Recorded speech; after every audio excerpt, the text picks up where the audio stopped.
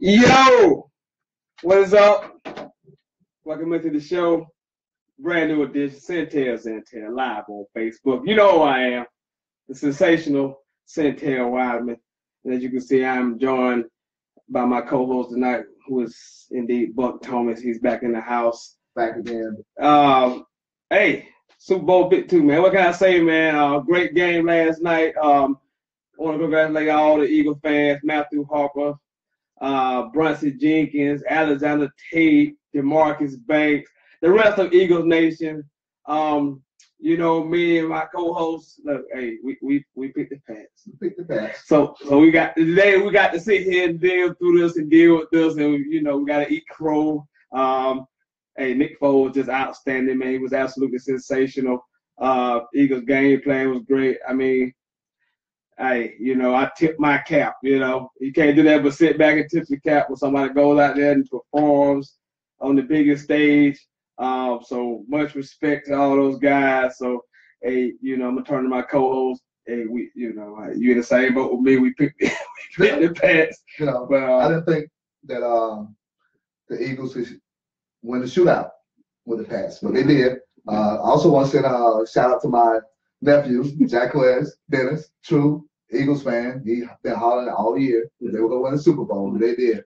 But they did everything. You know, they did everything correctly. Great job by Doug Peterson. Didn't blink. Didn't get afraid of that Belichick lore. You know, so he stayed aggressive. Made some gutsy calls. You know, and then you just look at it, man. They did. You know, they was 10 of 16 on third downs. Outstanding percentage. And then 2 of those third downs, you know, went to a fourth down. They got first down. You know, everybody talk about the touchdown right before half, but on the 45-yard line, on your own 45, well, you know that you get the ball right back. Brady, the defense having to stop him, they go back, and he goes for it 4th and 1 and convert. You know, big plays. Yeah, outstanding, man. Hey, again, congratulations, man. There's nothing. I haven't had to feel in a while, but there's nothing like winning a championship as a fan, a true fan. Because I mean, a lot you Eagle fans, most of you are true fans. Because I ain't talking about fans who go through trouble when you lose in the playoffs every year. And you know who I'm talking to. But when you're a true fan, you go through heartache. When you lose a Super Bowl like you did back in the day with that Don Renat, when you lose consecutive losing seasons and have top draft picks, and you go through the Chip Kelly mess you went through. I mean, that's struggle. That's pain. So when you finally win it, it's nothing like a fan's win a championship when you're a really true fan. So, you know, appreciate it. Live in the moment. You're a champion of the world. Can't nobody take away from you. So every function for the next 364 days, sports always break out. You just walk around with a sense of entitlement and say, I'm the damn champion. And nobody can say anything to you. It's great. It's a great feeling. Congrats. You bring another one back to the NFC East. Everybody has a Super Bowl. We can't pick on you no more that, you know, don't your own team in the NFC East, they did not have one. So now you're in the fraternity, you know, with the NFCs. And I'm just upset because, you know, in this business, I make a lot of predictions and stuff. I'm going to be wrong a lot of the time because that's what you do. You make a prediction, you're going to be wrong. But we should have seen this coming somewhere, boy. I mean, you know, I know with Carson Wentz, I praised him all year. With Carson Wentz, I thought they were the best team. But I thought he was a big driving force within that team. And I said, you take that guy away, then I don't think they're that good. But they proved that they are the best team because they took out the MVP and they still won Super Bowl. And they beat the bullies on the block. And like I said last week, to beat a man, you got to beat the man. You can't make excuses. You can't be conservative. You got to go win it. You got to go take it. And they tucked the damn throne. And it was an impressive fashion. Nick freaking Foles. Philadelphia. 2 games. It should be trending right now. Philadelphia should be trending right now. Nick Foles is a big man on campus. MVP. If you had told me at the beginning of the season Nick Foles would be the Super Bowl MVP, I would have told you to go get yourself checked because obviously you are on every drug known to man. But again, big ups. I mean, I can't say no more about Mike. And the thing about it, man, I mean, he made tough throws in small windows. I mean, it just wasn't like a fluke in this game. I mean, he made some tough throws, and I just give it all, give everything to him. But Peterson also, he had Gary Blunt. He used those running backs. Used them. And I tell people, he used those running backs, and then he attacked New England's weak spot all year. New England gave up the second most receiving yards to a running back in the regular season. And so they brought in Clemens, big game for him, and he exploited linebackers or safety, whoever was out there on him, and he made big plays. I mean, it's unbelievable, man. I mean, you look at some of these numbers, man. Philly put up 530 yards with the offense. Nick Foles, of course, go for 373 and 3 touchdowns. I mean, he was 28 of 43. They rushed for $164. I mean, they only have 1 turnover. And that was that was just a great effort by Jeffrey, and it was a lucky pick. Yeah, the pick wasn't even his fault. I mean, that was his pick. That's why I didn't bring it up, because it wasn't his pick. The ball was there. He had it in his hands and gave it up. Hey, we're going to open the lines up early, man. This is the Eagles takeover. I know this is actually Monday, but it's soon to be Eagles takeover. So y'all get all that in. Take your time. Hey, I'm going to sit back and let you say whatever you want to say about your Eagles uninterrupted. Number 864-378-5943. 378-5943. Again, just a brilliant game plan, and they kept pushing the pace. The two things, if you notice the last 2 teams, they got leads against New England, Jacksonville, and Atlanta. The 2 things that they got conservative. Eagles just kept putting their foot on the gas and putting pressure on them. And the biggest thing, they didn't blink. They took the lead. Took the lead, like most those teams. I thought, here come the turnover. Here come the turnover. Here comes the mistake. You know what I'm saying?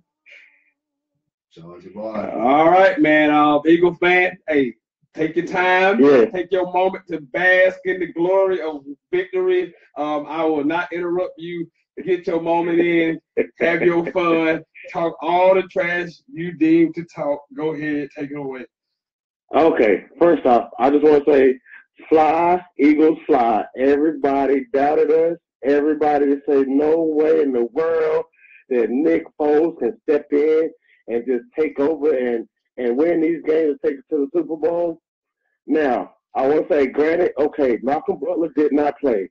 Okay, yeah, he's the best on their defense. He's played 97.8% of their snaps all this year and blah, blah, blah, blah.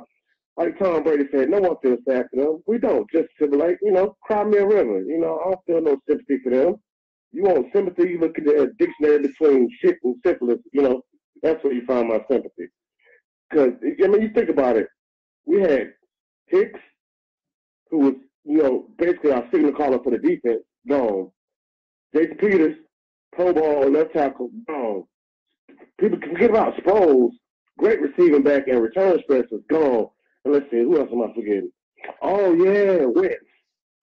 MVP. Would have been MVP. I still say MVP. Anyway, MVP. And them boys went and took it to Coach Peterson. I'm saying, I believe Coach Peterson just out-coached Belichick. That's what I believe. I believe that. So, I mean, big ups to Nick Foles, man. And the passes that he was throwing, I'd say like 95% of his passes was accurate. And some of the incomplete wasn't even his fault. They were spot on. Like y'all said earlier, that one interception, that wasn't even his fault because Jeffrey, he just, he couldn't hang on, so it just happened to go up in the air and the defensive player was, close and got it. So, whatever, that happens. But, overall, I think he was perfect that game. Oh, yeah. He and, really tight windows. Right. So, I mean, big ups to Philly. I'm glad we finally got one. We in Massachusetts, as y'all say. So, We're not the only. We're the in the NFC without a ring, so we finally got one. Well, hey, congratulations. Any more words you got? Cause like I said, this is your moment. Oh yeah. I got some more. I understand. I just want to say, and I believe, and I may be completely wrong, but I believe this is my facts. I'm gonna try to state. I ain't gonna be too long. The Patriots dynasty is over. This is why I say the Patriots dynasty is over. The offensive coach gone. Defensive coach Patricia gone. Belichick was at odds with Kraft because he wanted Jimmy G.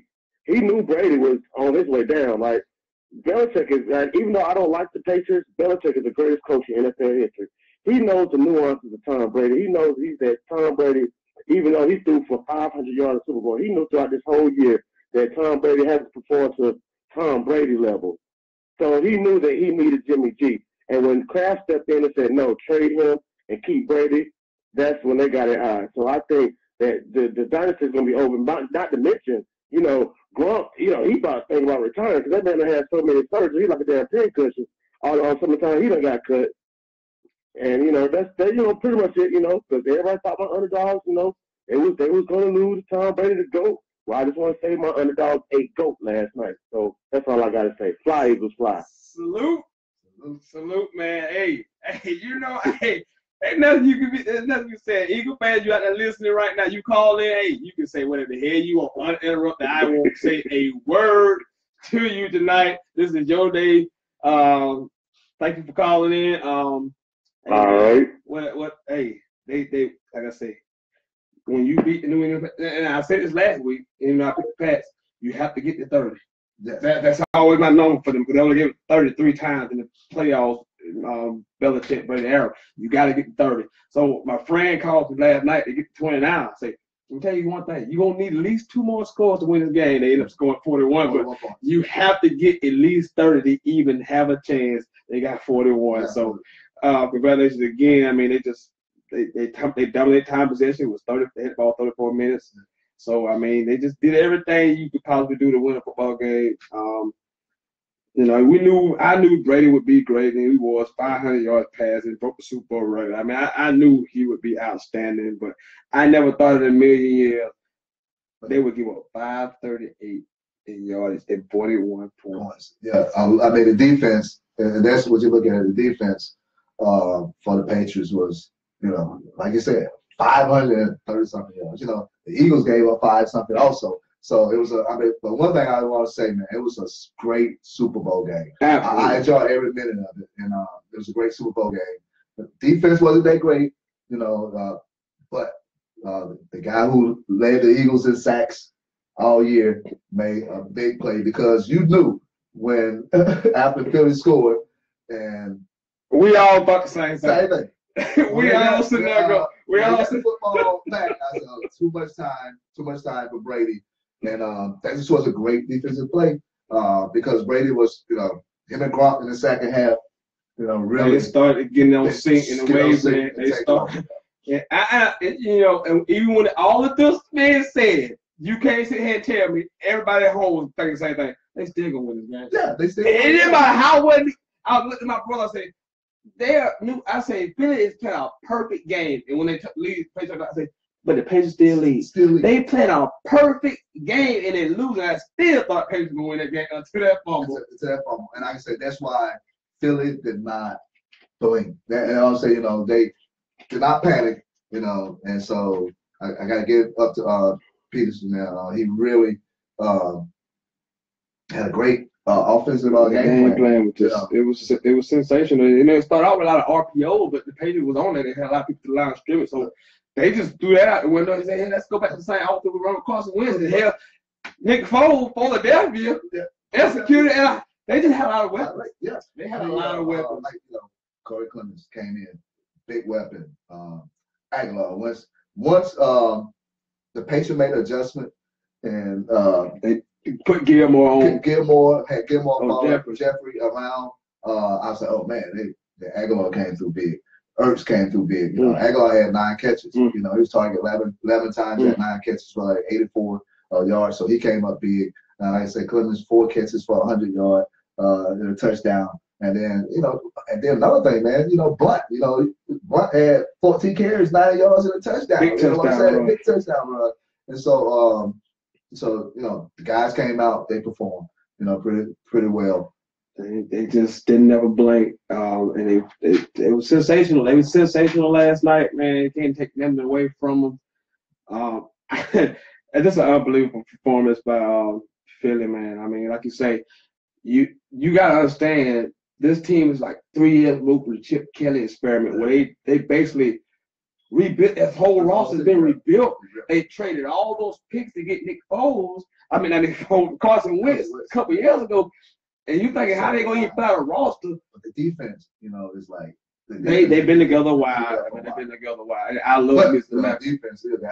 They got lit. They got lit. But it wasn't like it was like the only time that I really thought the Pacers really were taking over when it came back in that third quarter where he started going to Gronk. I mean, like, okay, but you have no answer. You have no answer for Gronk. I'm like, oh man, they got no answer for Gronk. No one has an answer. I'm like, okay, Philly, you don't convert this third down. Okay, Philly, if you don't go down and score, every time we came on the third down, I was like, they answered. And then, like I said, 45-yard line. Yeah, I mean, the touchdown in the first at halftime, that play on 4th and goal was gutsy, But that one, but they had a lead there, They just were taking, instead of getting 3, they said we gotta get 7. But on the 45-yard line, you're 45, 4-1, you punt the football. But that's what have been what Jacksonville or Atlanta would be. What we said last week. What we say? You gotta throw conventional wisdom out the window and just take chances. You cannot do the same thing as they fast cool. He had to know my defense stopped him yet. Yeah. So my best unit tonight is my offense. Let me be trustworthy. Now we might he had a fail to be like that's a dumb decision, but I just like the way they coach the game and play the whole way through. What's his favorite? Zach Ertz. I mean, an absolute monster. I mean, I just. I love a lot of the guys. I love Malcolm. I'm a huge fan of Malcolm Jenkins. Ever since he left Ohio State, he's just a good football player, a good man. I like him a whole lot. But just to go through that whole the Chip Kelly era, and you throw a lot of picks. Because when you trade like it did, because when you be bad for a while because you traded so many picks, but to keep that roster together and to contend, and they were the best team in the league. And I had my power rankings number 1 every week, except for the week Carson Wentz got hurt in the playoffs. I didn't have it number 1. But Philadelphia, who signed all the way through next year, so he would be on the roster because not only did Carson Wentz have ACL, he tore the MCL as well. So we don't know how healthy he's going to be. So the people who thinking they're just going to get rid of Nick Foles, and you can call it trade, nah. He makes $7 million backup. That's damn good money to play backup quarterback in this league. And he may even start the season as the starter. So he's not going really well. So first round pick. It have to blow you away. But if you play a first round pick, then you out the door. But I don't see a team get a first round pick. No, I'm talking about when he came in. Oh, Carson went the starter. That's the starter. You don't trade. But Foles, when he came in. You don't. He was top 5. What was his Nick Foles? He wasn't that high. He wasn't that high. Sure? Nah, he wasn't a top 5 pick. Nah, I thought he came in. I know he was in the first round. He's not a second round. Nick Foles, he might have been. He's not a big time draftee. What? Nick Foles not a big time draftee. I thought it was not Nick Foles. Well, but he was a pretty good player out of college. He got recruited to play basketball out of high school. Had a lot of offers to go play big time D1 basketball. Foles don't fold. Hey, put together 2 great games back to back. Hey, I didn't think it was possible, but the man did it. So again, I mean, I'm giving all congratulatory to all Eagle fans. If you call into my program today, Eagles fan, you can talk as long as you want. I won't interrupt you. You can have 20 minutes if you feel like talking 20 minutes. Yeah, it was third round pick though. 2000. Yeah, I know you will. But let me say this to all NFL teams. Let me give these NFL teams to you people. Let me just name them all for you. Miami, New York, Cincinnati, Cleveland, Indianapolis, Houston, LA Chargers, Oakland Raiders, Denver Broncos, Dallas Cowboys, Washington Redskins, New York Giants, Green Bay Packers, Chicago Bears, Tampa Bay Buccaneers, Seattle Seahawks, Arizona, and San Francisco. Let me tell you why I got good news for all of you people. I got great news for all of them teams I just named. The Eagles didn't make the playoffs last year. All of these teams didn't make the playoffs last year. And pay particular close attention to these teams right here. Washington Redskins, Cincinnati Bengals, and Green Bay Packers and Washington Redskins. Why? The Eagles went 7-9. All those teams went 7-9. There's hope. There is hope for you people. Eagles out of nowhere. You know how it works. You don't go to the playoffs and win the Super Bowl next year. Eagles didn't make the playoffs. They jump all to the Super Bowl. So all those teams who didn't make the playoffs and you went 7-9. There is hope in 2018. There is hope. There is hope. I mean, Super Bowl. So Super Bowl's known for the game and two other things: the commercials and the halftime show. Thought it was pretty good commercials last night. Let me see. I got mine wrote down. I love the Rocket Mortgage with Michael Key, where he was like everything was complicated. Then he would just kind of simplify and tell you the layman's term or what they're saying. I like that. I like the Doritos, Busta Rhymes, and what they like to be called, little people. Yeah, because you can't, somebody can't. Yeah, you can't. Yeah, and Busta Rhymes and Morgan Freeman doing the Missy Elliott. I like that. Eli Odell Beckham doing the dirty dances. That was awesome. And then Alexa loses her voice. Those are some of my favorites. I mean, you can pick back on mine. Those are my favorite ones, like the Doritos, Alexa. Yeah, that was funny. Play country music. Play country music. Oh yeah, that commercial was great. And then, and the small guy, Death on the Funeral. Yeah, that was awesome. And then, OBJ finally came. Can we say it? Can we say what? He finally came out. I'm not. Wait a minute. He finally came out. Hey, wait a minute. I didn't prove this message. Wait a minute. I didn't say anything about OBJ's status is whatever it is. But it was a great commercial. But that was funny. I thought that's kind of funny. I was like, okay, wait a minute. No. But maybe he was playing off because that's out there in Twitter universe. What do you think? Could be. I mean, I don't like to get into people's sexual orientation. That's not me. That's what I'm saying. All I'm saying is that that commercial. The reason I went at the commercial, like it was like, okay, they were maybe paying special attention to it because it was playing on it. I'm not saying did he what, but I'm saying that what they played on. You know what I'm saying? I like a lot of the commercials. I thought looked at a lot of commercials had like political flavor. To me, some of the commercials were perplexing to me. Yeah. I don't like Dodge using MLK voice to try to sell damn trucks. I'm not with that, Dodge. I didn't like you using MLK to sell trucks. I thought it was an impassionate speech about togetherness, and I saw a damn Dodge Ram on the front of a truck. So you're trying to sell trucks with Martin Luther King voice over. I didn't like that.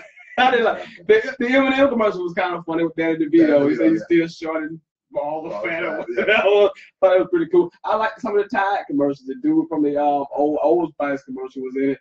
So I thought that was pretty cool. But those 40 when I announced earlier, I really love those. That the King and Michael Key, that was so funny. The Doritos and Mountain Dew, Morgan Freeman spitting off Missy Elliott. And I mean and Alexa, that just took it off. The Alexa just that was too funny. I think that definitely the Doritos one. I'm like, okay. And that was too funny. He's saying that they didn't get rights to his approval for his voice. I don't know. I don't know. I mean, a lot of that stuff. I mean, you can kind of just take that. I don't know how that. I'm pretty sure somebody got paid for that. Somebody got compensated. I'm just trying to take it. I'm trying to figure out how they got from Martin Luther King to damn selling trucks. I'm so confused. I'm perplexed about that. I think in part of the speech, if they go farther in there, he was still he's tell them something about cars, you know, in a speech, you know. Oh, well, maybe, I mean, maybe it's an underlying theme. I just, you know. But not buying cars. I don't not buying cars. I didn't know, but that was some of my favorites. That was funny. And lines are open, man. 864-378-5943. We just talking all things Super Bowl right now. Super Bowl commercials, the game. We're gonna get to JT's performance in just a minute. Just a second, actually.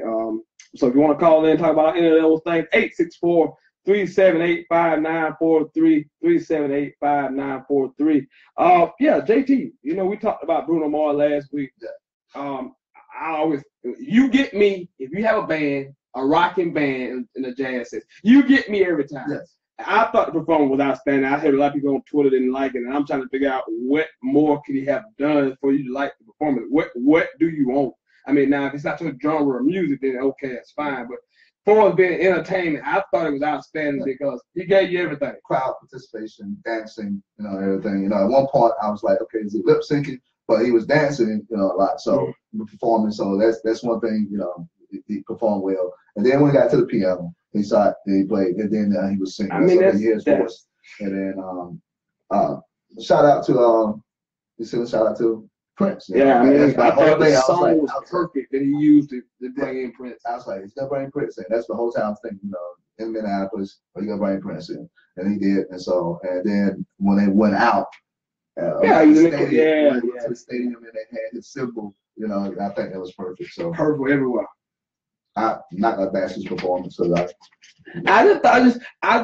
me and you kind of similar. Like I said, you get me a band. If you dance, you sing, you play a piano. I mean, you show off all your talents. That is what a performer does. Yeah. You know, he gave you a live band. You give it a live band. I'm already. You got me. You got me with a live band. I mean, there's a lot of people who went into the stands. You know, he played. You know. Yeah. I mean, it's just a halftime show, so I don't know how much more you want from. I don't know how much more you want it. Like I said, get a concert out of it. You know what I'm saying? You're not gonna afford a concert, but you know, I mean, for that little bit of time you got to set that up, it was great with the production and everything. I mean, well organized. He moved everywhere. Yeah, he moved around with the different people. You got these bands on one side, you got the jazz section. I mean, so I thought it was terrific. And that's one thing I look at the setup. You know, what all not just the singer, not just the performer, but what all comes with it. And it was very complex. And they did a lot of good things, you know, with one side to this side, you know, then came off the stage on the field, then went into the stands, everything. I was like, hey, everything is, you know, dancers, you know, everything. I mean, I guess because I like Justin Timberlake a little bit, and I like his song, so he sung every song that I like up here, so he got all of those in. I thought the part where he sang and then brought in the print, that was just perfect because the song was perfect because it's almost eerily similar to something, probably a sample of Prince because the way it came off. I just enjoyed the whole thing. I thought that's a performer what does. They sing, they dance. He plays the piano. I mean, that's talented, people. When you can play a piano, you are a talented person. And I think the biggest thing is, you know, I think everybody's still thinking about the last performance with Janet Jackson. I think really because of that, you know, I think that's one of the reasons that people are complaining about the performance. 864. You know the number, 864-378-5943. All things Super Bowl, baby. 864-378-5943. Talking about the game, talking about the commercials. We're talking about JT's halftime performance. Everything Super Bowl 52, man. Call in, 864-378-5943. And we hear me, Sentell. Got my homeboy Buck Thomas in the house again. We sit here with egg all over our face. We picked the Patriots. But hey, like I said again, man, shout out to the Eagles. Go out there, you just take it, man. When a fluke, you just go out there and take it. You just take it from the bully. You beat the bully up and take it. You take your bike back.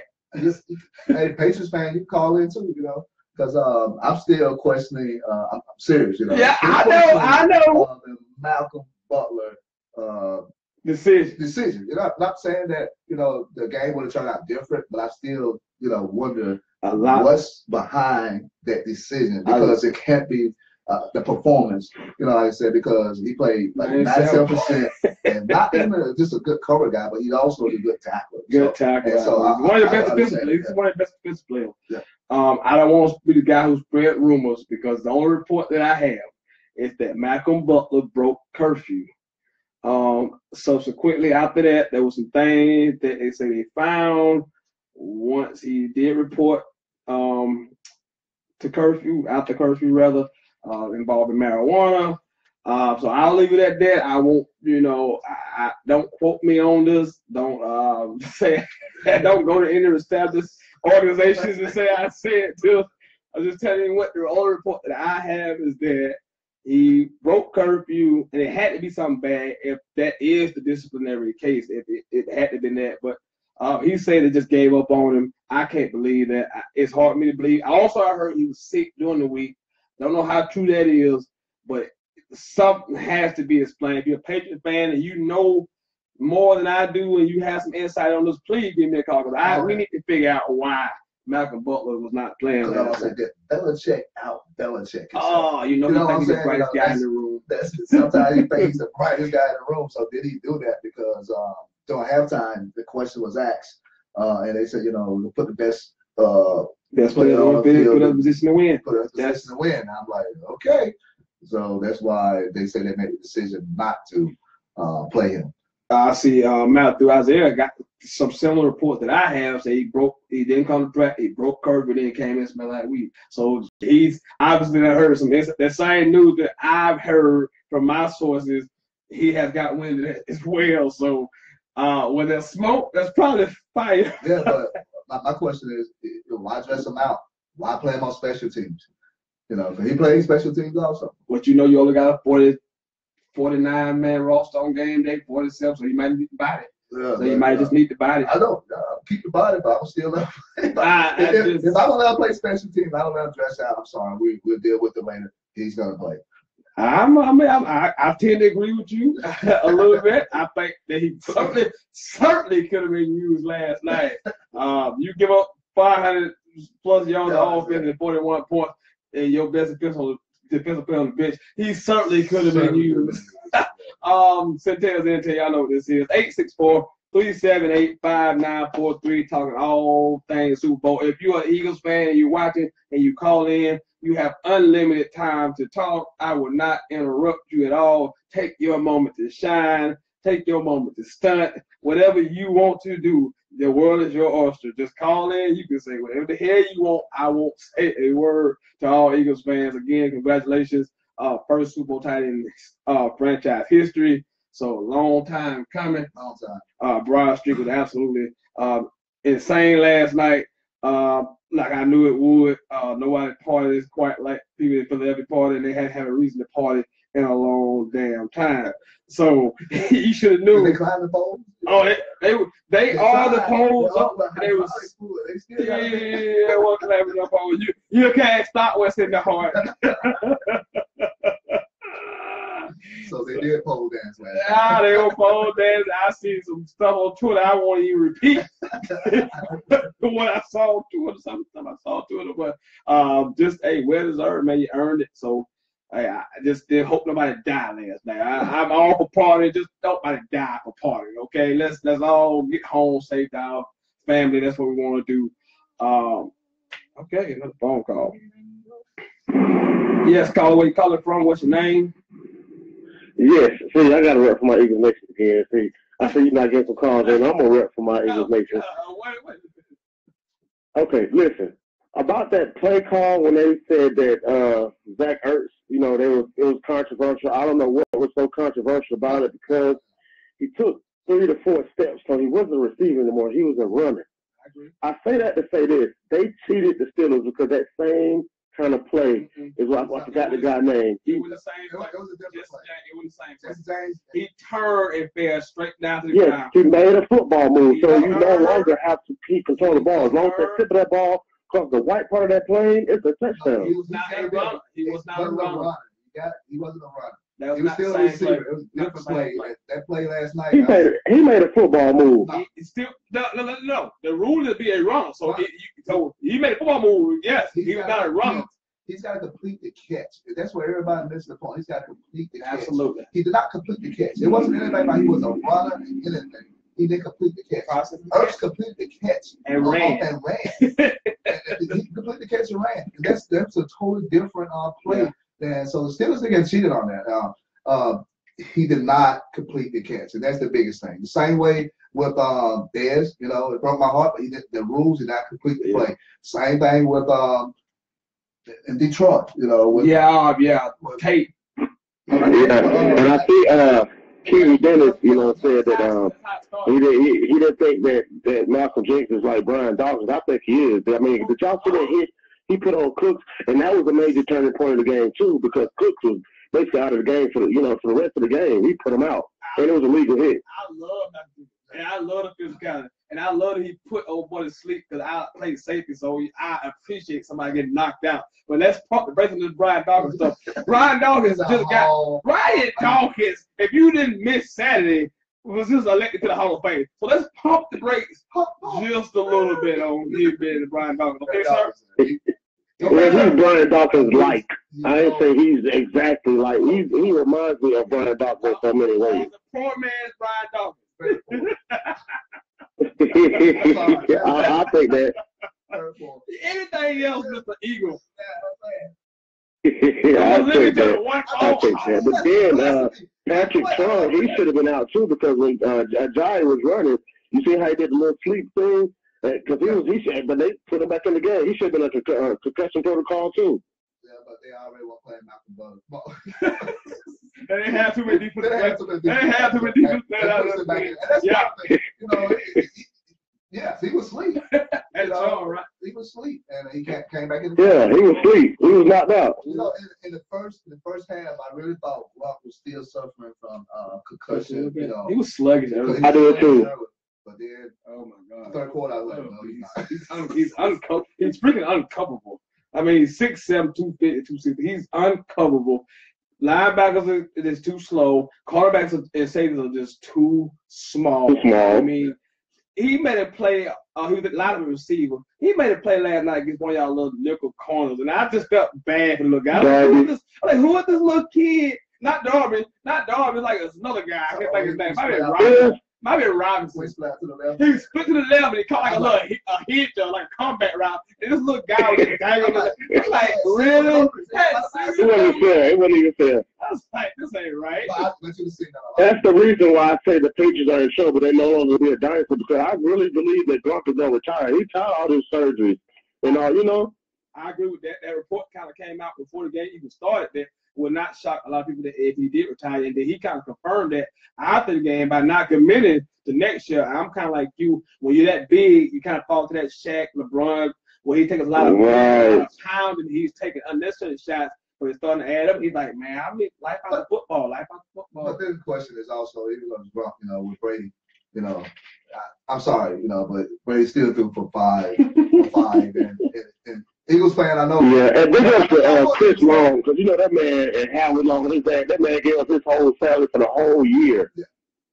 I'm like, I know Eagles fans, y'all won, but you cannot tell me when you gave the ball back to him. They all stopped. Oh no, I was nervous. Oh, trust me, I was nervous. I thought, here we go again. That's the same answer. Here we go. I looked at the person I was watching that. I said, here we go again. Brady's gonna go down and score. And she's like, no, he's not. Yeah, it was shocked me when I see that ball at the ground. I screamed, "The church's money is on the ground." Yeah. I couldn't, because you had seen this movie. So 5 comebacks in the playoffs in the Super Bowl history. Yeah. So we've seen this movie. I'm like, they just gonna go, and you had stopped them. So what told me that you were gonna make a stop at that point? But Brandon, and they still had a chance to make a play on the ball even then. If they would have been a little bit separated more, they would have had a play on it then. Yeah, on that last pass, I was like, oh. Yeah. On that last pass, when the ball went up, I was like, oh. Hit the ground. I was like, man, I should have seen that before. Now, I was not even a fan of these teams, but I thought that ball was in the air forever. So I can imagine how it felt for Eagles. My thing was Brady moved out of the pocket and got slipped away to the right. Yeah, hey man, it was late. Yeah. I mean, it was a great game though. It was a great game, especially when you win it. Yeah, especially when you win it. All right, man. Thank you again, Mr. Eagle, for your phone call. I was expecting to see you post favorite pictures of you in the Eagle Championship shirt real soon. Oh yes, it's coming. I see. All right, you guys. Oh man, 864 378-5943, 378-5943, 864-378-5943. All things Super Bowl, man. We're gonna get out. I'm gonna change a little subject for just a moment, but if you want, all right, Eagle fan, hey, it's your moment in the sun. I'm gonna let you bask in it. Take all the time you want. Sit back and just say whatever you want to feel uninterrupted. The floor is yours. Did you see Nick Foles cooking last night? You asking me a question? First of all, I want to get on this panel crew of experts who picked the New England Patriots. Tom Brady against the best show on turf last night. I mean, but what was your prediction? It was 31-24. 31-24. And Sentell? 31-17 Pats. I was done Second, for the first you half. said, when I called in on the show last Monday, didn't I tell you we're liable to put 40 in them? Are you asking me a question again? Are you asking me a question again? Are you asking me a question? Yes, I'm asking a question. Yes, you called and said we might put 40 in them. So you might put 40. We might put 40 in them, man. And what we do, we put 40 in them, man. And what you was calling this? Fool's gold? Foles gold. Fool's gold.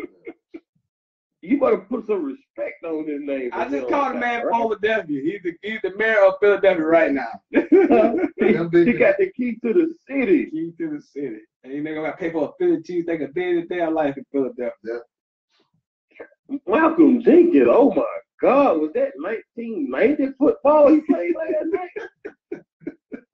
He took that man's soul. That man might retire. He hit him so hard. Yes, what happened when you spin around like a damn top out in the middle of the field? and we was talking about when I came on the show about, it was like, Belichick, I had that damn clicker for 2 weeks just trying to come up with something. And I called last week and I said, my coach get 2 weeks also. That he did. Tell me what was you thinking on that 4th and goal when you seen that perfection, that poetry in motion, that reverse pass. They call it Philly special or something. They call it Philly special. They call it Philly special. Philly special. You know what? It had cheese on it, onions on it, peppers, and it was a great call. Let me get a cheap. Can I get a cheap plug in for a second? The guy who threw the pass is a Florida Gator, by the way. But go ahead. What other coach in history would do that play on the goal line? That play, like I said, that play right there, y'all had to leave either a field goal, let's try to get a touchdown.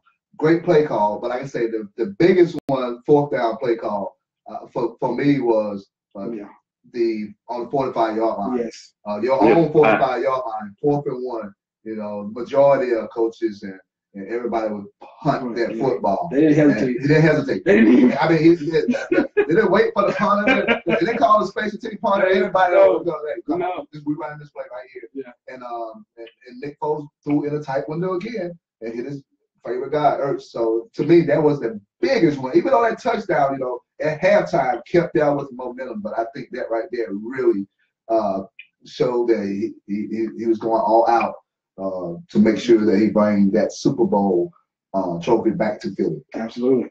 Go ahead. And I understand that. I'm gonna make one more point about this coaching mind right here. Mm-hmm. You said that on the fourth quarter when we went when it was 5 minutes 43 seconds. What about the confidence in Nick Foles to catch that ball? We seen Tom Brady. He had a chance. In the words of Chris Long, pretty boy Tom Brady had a chance. Yeah. But that was the play call. The way he sided up. How they always pulled the quarterback over there. The motion was nice. The motion was nice, and they knew it was going to be a run. They thought it was going to be a run. You're not looking for the quarterback to go get the pass. I'm sorry. All the things you check in your box at practice a week is not. I'm going to get the pass because even on Tom Brady, he was wide open. Because you're not expecting a 40-year-old quarterback to take off, run out of the field, and try to catch a pass. So, I mean, just great execution. The defense is definitely not prepared for it. And you got to expect Nick Foles, like I said, was a decent athlete. The man was a highly talented basketball recruit out of high school. So, you make a catch. And the way that the play was set up, you know, he was a tight end. You know what I'm saying? Basically, all he ran was a flat. All he ran was a flat. And, you know, he got lost in the mix. You know, sitting there just like tight end. This what that play was. Tight end come out. He delayed. You know, linebacker they go out there with him and touchdown. Might have had a great pass by Trey Burton. Oh, was it a Florida Gator that threw that touchdown pass? Yeah, a former quarterback. Yeah, absolutely. Florida Gator, baby. Trey Burton. Gator bait. He threw more touchdown passes than the Florida Gators quarterback this year. Yeah, he probably did. He probably did. Let's get back to the game. Go ahead. I thought you'd take your time, man. It's your night. LeGarrette Blount and Jay Ajayi looked like a two-headed monster last night. Three-headed monster. The commit was outstanding. That was outstanding. Yeah, I was gonna get the Clement in the catching game. I'm just talking really about the running game. Oh, yeah, 164 on the ground against New England.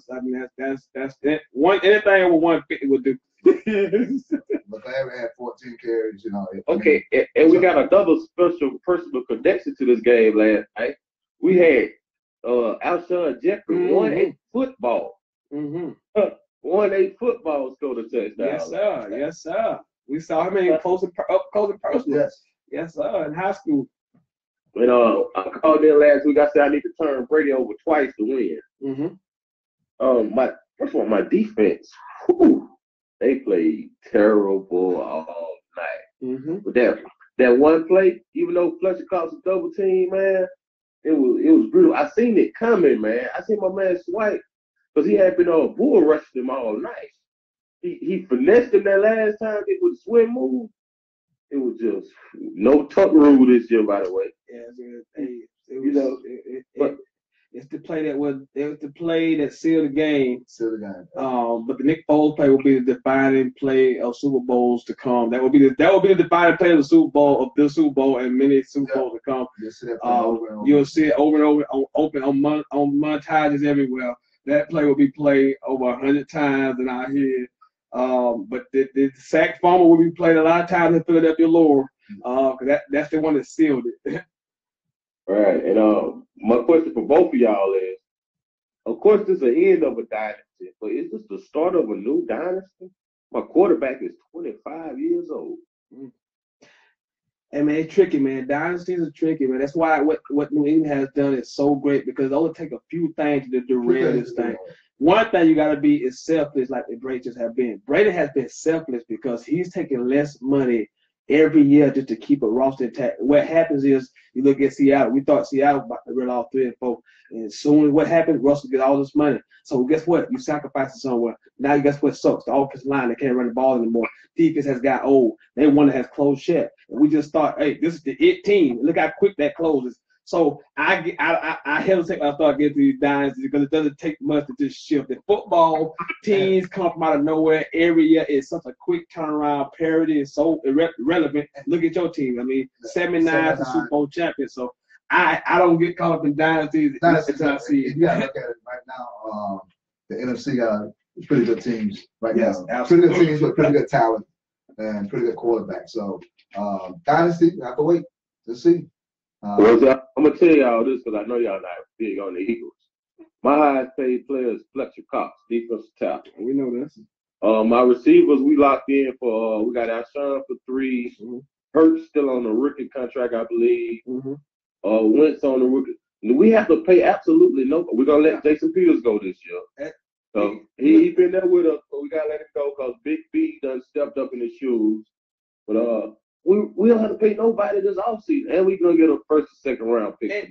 But that's what I'm saying. It always looks like, okay, this team can do this. Look at Dallas. I mean, not to beat them up right now, but look how quick. Okay, last year Dallas they'll be right back. They'll be right back next year. They got everything. The offensive line is back. They healthy. They young. And get what? They ain't make the playoffs, because that's how much it changes. Any little thing.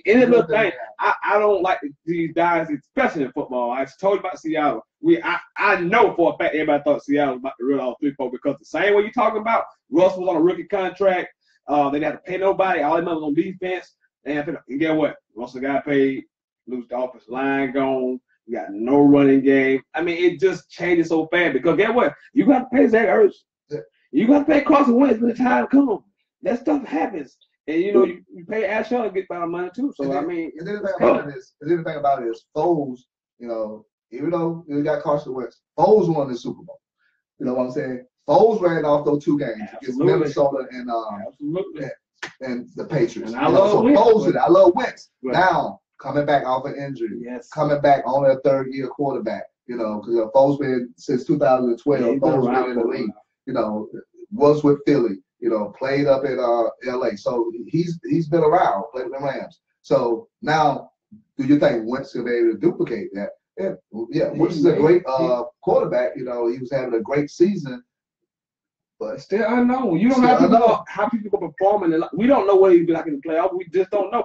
Hey, look, you can be happy and say, look, man, you know what? You know what? I wouldn't even be looking for it. I'd be just basking in the Super Bowl. You just won, man. Just celebrate and enjoy this one because you get to that dynasty talk, man, and all you need is a Zeke suspension. Zeke suspension.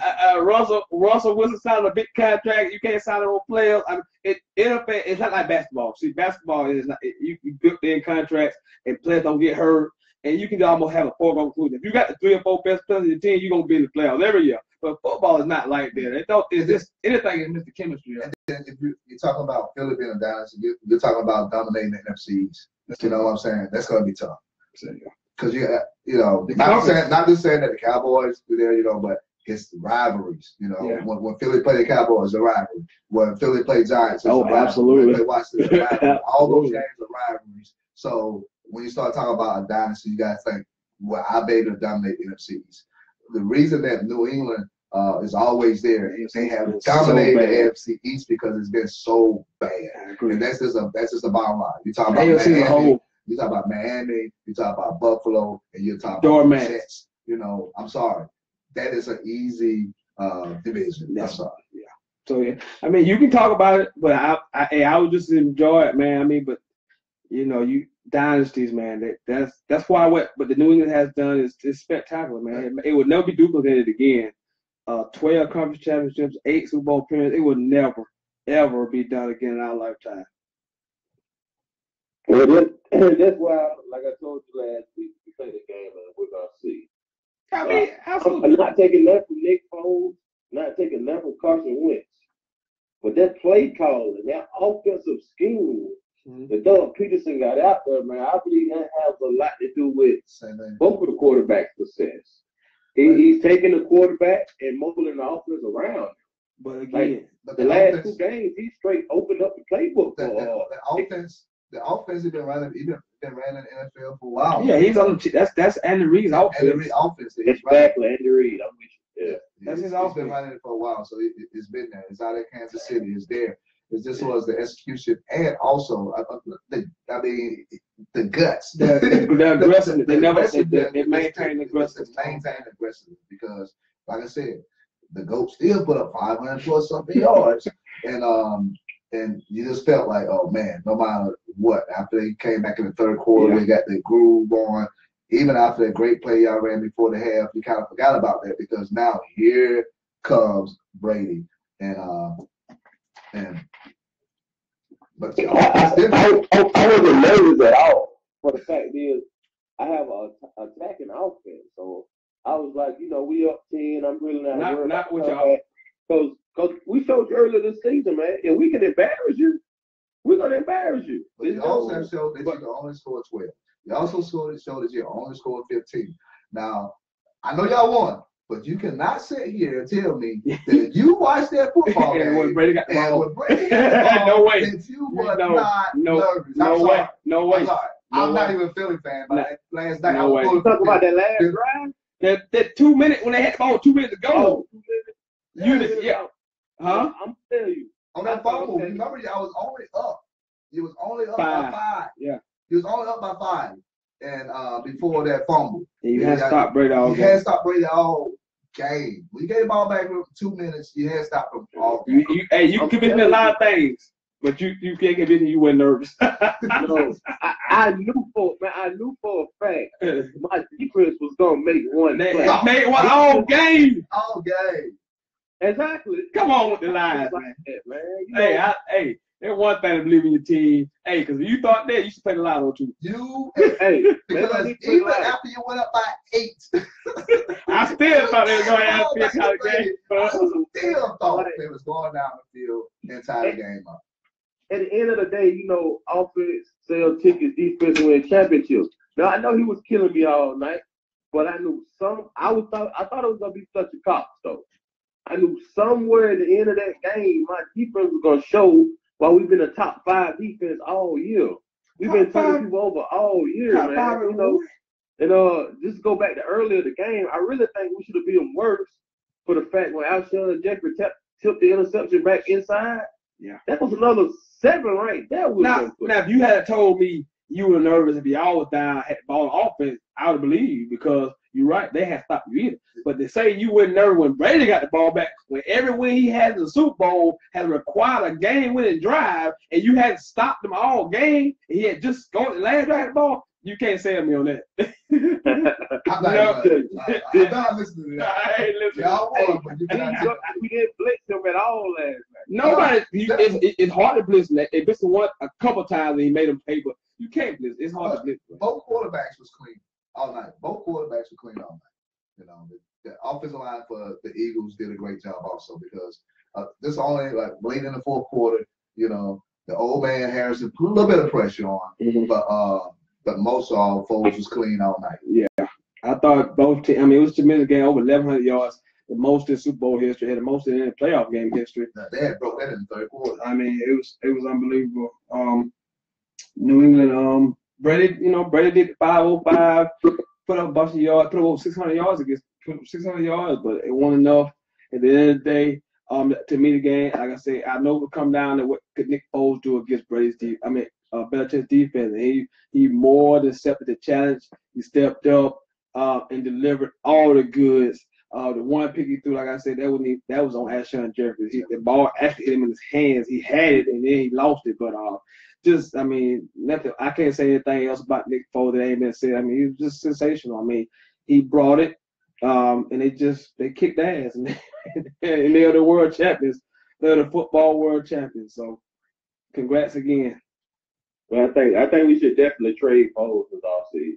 See, why? When you don't know how injured Carson Wentz is?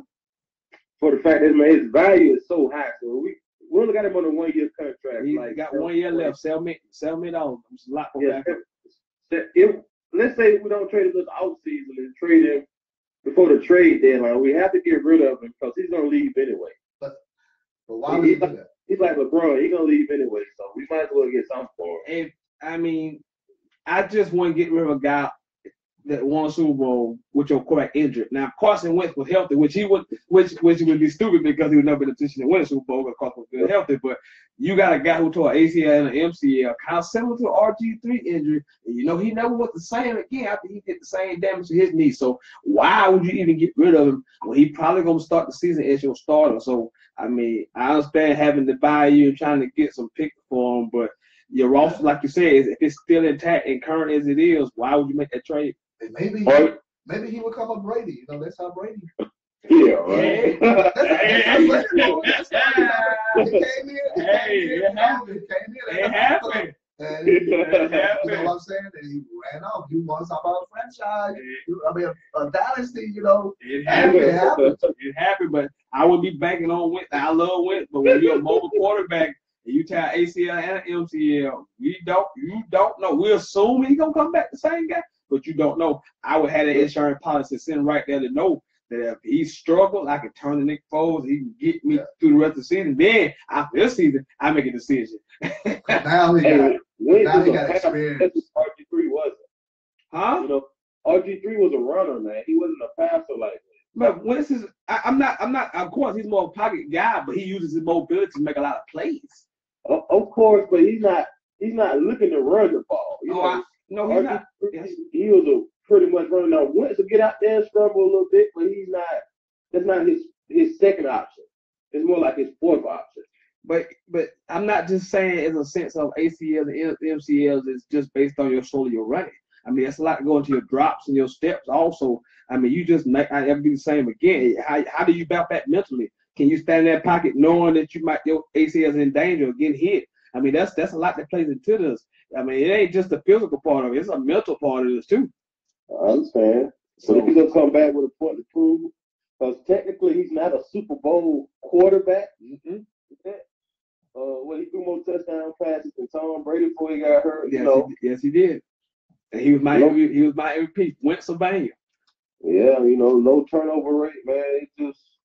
I'm just lost in the moment. Right? Sitting in the cat burning seat, so enjoy the moment, man. Stop looking for 2018. Let people who lost and didn't do shit all season look for 2018. We looking forward to the draft and stuff. You need to just celebrate that thing here. Just be happy until September. Forget what go on before then. I'm going to Disney World, man. All right. All right, fellas. All right. Oh, another damn Eagles fan, man. Eagles fans, you out there, you want to call in, this is your time to shine, man. 864-378-5943, 378-5943. Again, 864-378-5943. Eagle fans are just, they get it, man. Yeah. Hey, but take time to enjoy it, man. You already talking about trading folks, we're going to have a dynasty.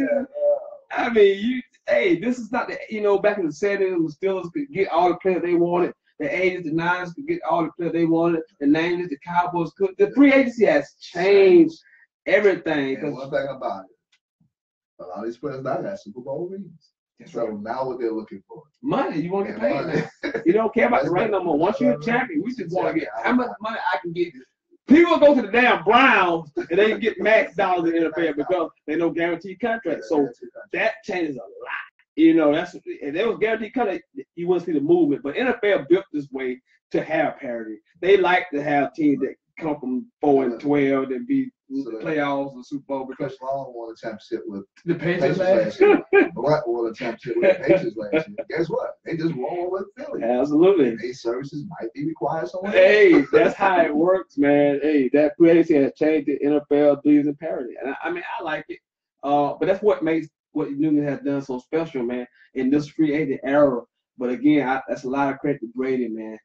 And Belichick for being smart enough to send people out the door before you have to pay them big contracts. But your quarterback has to be willing to take less money because once you take that max quarterback deal, you are limited to what you can do with your roster. And you have to hit on all your draft picks to be successful once you pay the quarterback. But now you in that Seattle mode earlier, what they were in, when even the 49ers, when we had Colin Kaepernick because he was on that rookie deal and both of us had to stop defensive rosters because we were just paying money to the defense. They would pay no money. That's why with the Cowboys right now, like we gotta catch on because right now, Dak's contract, rookie contract. Come on, we gotta get it. Gotta get it now, because once because gotta realize him and Zeke gonna come up at the same time. So you gotta get it now while it's hot. You gotta get it. So you pay them too? That offensive line you got, 2/3 of them gone. We got the issue coming up now. That Martin. We got Martin gonna be that Martin, best damn guard in the game. So he gonna be at top dollar. He gonna ask for top dollar. So. And Lyle Collins, even though he haven't come around to stand up, but once he does, he's gonna be asking for money because he's, undrafted free agent, by default, but he's gonna be looking for money also. Big money. And I forgot about Zach Martin, because he did before the season. He said we're not gonna talk about contract through the season. And you're right, because he's gonna be the highest paid guard this offseason. I don't know if the Cowboys have any money, and especially then Brian tell y'all to go ahead with that pay cut. Yeah, that's one of the reasons they asked the Bears to take the pay cut. Yeah, absolutely, they gotta put that money for Zach Martin. So it's just hard now in football to build dynasty. Not basketball is different. You can build a dynasty because you have to have 5 players. If you got two stars and an all-star in your roster, you can be competing basically every year. But NFL is so different, man. Different. Injuries. And I tell people the reason that the Patriots been doing it so well all this time because the other 3 teams haven't been doing it well. Hey, not at all. That's other 3 teams. I mean, Jets, Jets got hot for a minute with Sanchez, with Ryan, coaching. But Miami have been competing, around. Buffalo have been competing since the 90s. So they was in a perfect division. Yeah, I mean that's part of it. I ain't gonna diminish what they've done. Hold on, You're right, but playing that division, man, it helps. But but you know what happens? You know other teams, and you're not beating the Patriots. You turn over a new coach every year, 2, 3 years. You turn a new coach over, so you never go. That's never a successful method. To fire your coach every other year. Buffalo fired one like 3 years straight, something crazy, so ridiculous like that. So you're never gonna catch New England like that. But that's what happens when you keep getting beat by this team. You're like, well, we gotta try something different, and that usually means firing the coach. And GM, but Philly, if you take a look at it, he made some real good moves on the offseason. Bolstered that offense. Yeah, that Ashton Jeffries and Smith pickups were huge because we kind of saw what was the problem with Philadelphia last year. They had no proven receivers to throw the ball to last year at all. So they went out, they go get Ashton Jeffries, they go get Smith. Nelson Aguilar looks like a different guy now. And you already had Zach Ertz, who's a really good tight end, a top tier tight end. Blunt, Ajayi. You bring Chris Long to help rotation on the defense. Just put together a really good team. It's put together real good. He did a real good job. Put together real good. So and then to get Nick Foles back, look at that. That's a steal. I mean, a big steal now. Get him back into Philly, it was a big steal there. They got him back. I mean, they had no summer because they paid him $7 million. That's a lot of money for a backup. They have $7 million. That's a lot of money for a backup quarterback. But it's the Eagles' day, man. To the victor goes the spoils. Wish I could say I could celebrate. Like I said, there's nothing like winning a chip as a real true fan. When you go through losing and the bad season, you invest so much into it. And then to win it's nothing like it. I mean, getting bashed by the NFC East fans, always getting bashed. Anybody Philly say to Washington fans, Washington the championship. Anybody say to the Giants fans get a championship. Anybody say to the Cowboys fans, the Cowboys will get a championship. Now you got it. So thank you for bringing the 13th one to the NFC East. That's my shout out for the NFC East. And for the next 364, you get to talk all the trash you want because you're the reigning, defending, current NFL champions of the world. I mean, it sounds. I was saying about my team. I am depressed just saying it. Lord, I wish I had that feeling. I just wish I had that feeling. Oh my God, I wish I had that feeling. Still waiting. My two teams are right in the front. One they championship the same calendar year. Over 20 years ago. Never was I here thinking. So much has changed in those 20 years. So much has changed in those 20 years. Oh my God. But hey, again, congratulations to them. Great Super Bowl, great game, man. I enjoyed the commercials. I enjoyed the halftime. I mean, I just enjoyed the whole night. I mean, it's an entertaining game from beginning to end. It wasn't sluggish. It wasn't sloppy. I know we can say the defense played bad, but I thought it was a really great offense. I just thought they executed at such a high level.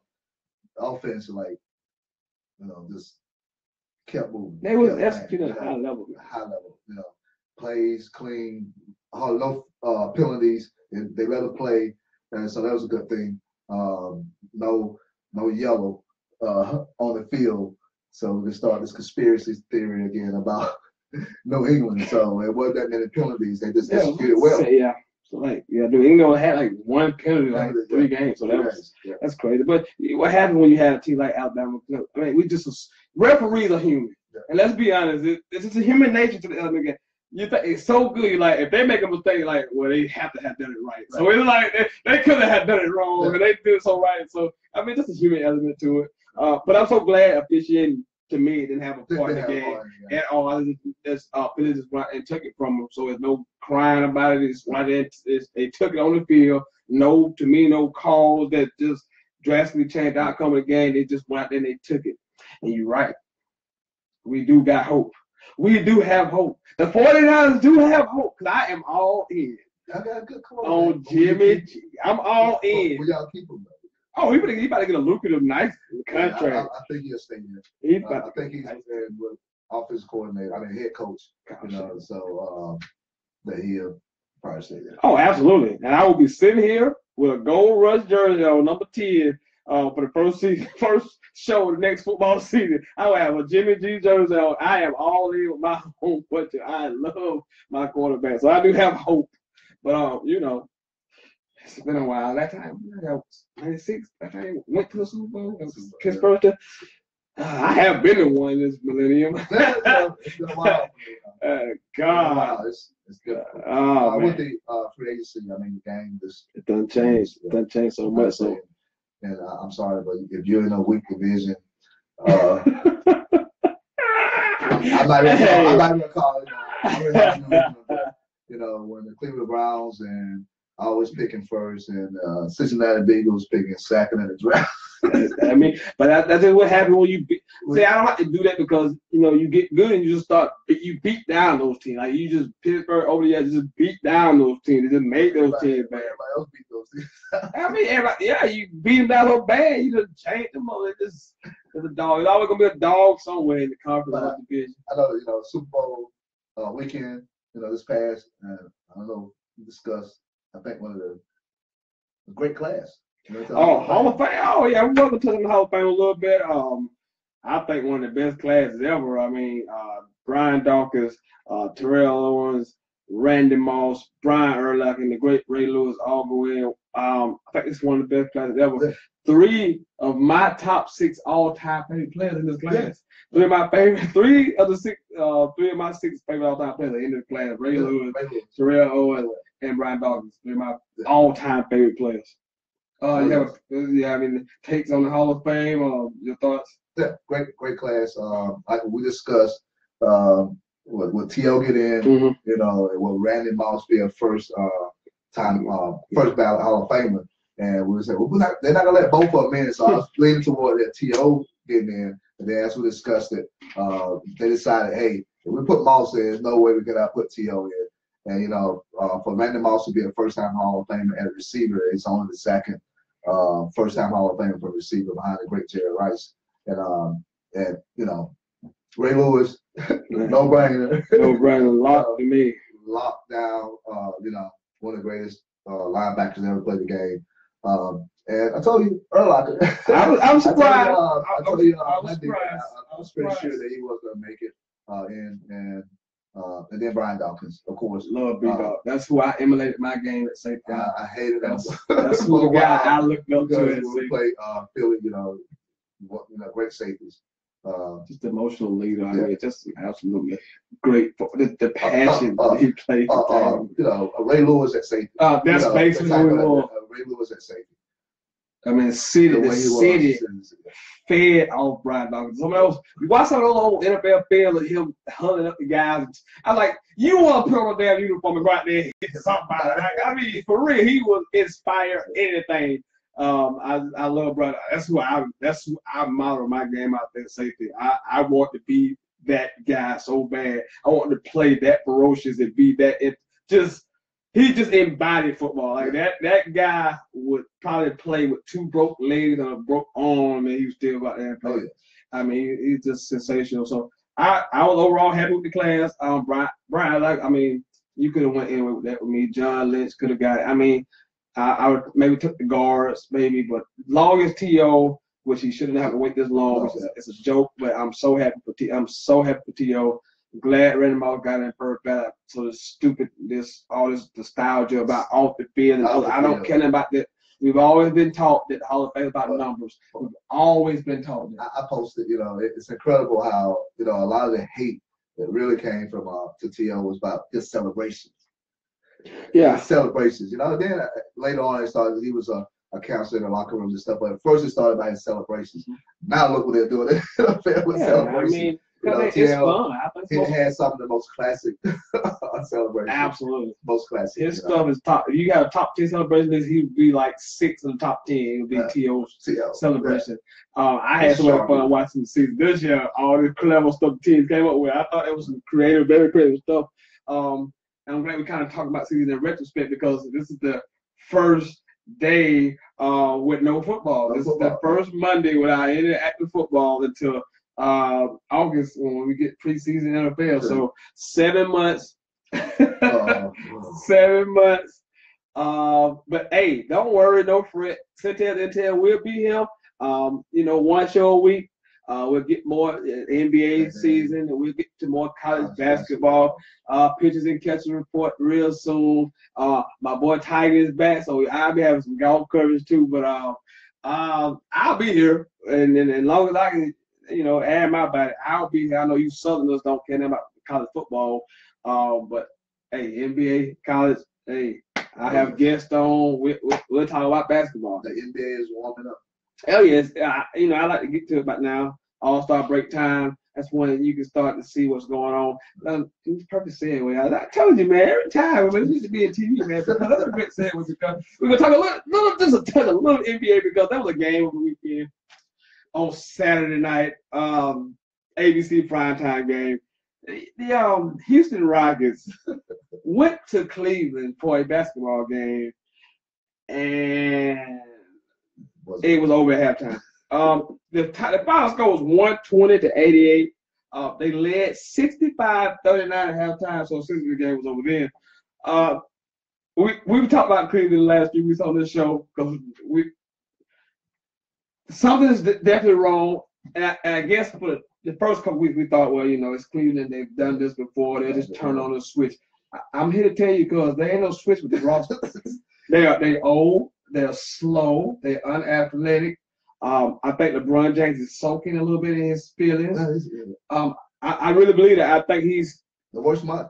I think he is. It's not like he's playing like this out of spite toward Dan Gilbert for not making a move. But then Dan Gilbert is being spiteful because he's not gonna make a move because LeBron won't commit. Yeah. So it's just a damn mess in Cleveland. I just can't. What are you seeing from Cleveland? I mean, obviously, they need to make it. To me, they got to make some kind of trade. This roster, I still think they got to the East with this roster, but it's getting. I think we had a discussion when while back when they made that trade with Kyrie. When they sent Kyrie to Boston and they brought Isaiah Thomas in, and I said that's not going to work. I think it was on the show. I said that's not going to work. With that, I truly believe that I think that's where this started falling. A lot of it, that's where it comes from. You got LeBron, who's great, but Kyrie was a star. Was a star on that team also. And you see what he's doing at Boston. That he truly was a star on that team. So now, Isaiah Thomas is good, but I told you he's no Kyrie. He's just a guy. He's just a guy. And that's one of the biggest reasons. Still think Cleveland.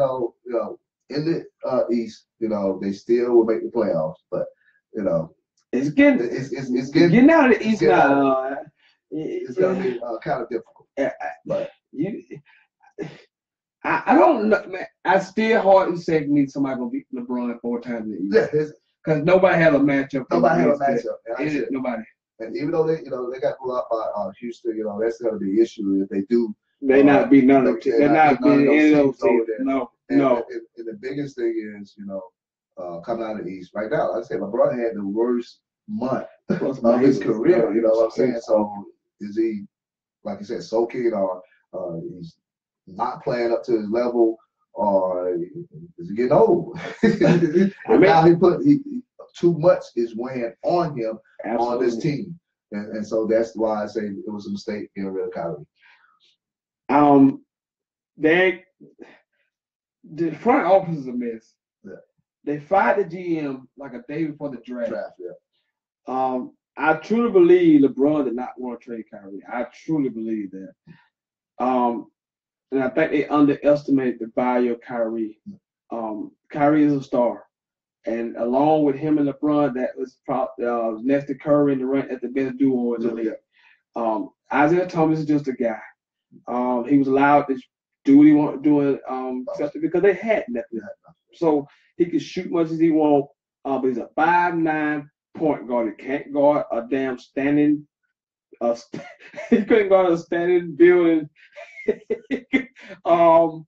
And he's hurt. He come off a hip injury, which is serious business. A hip injury for a 5'9" guy who relies on his quickness.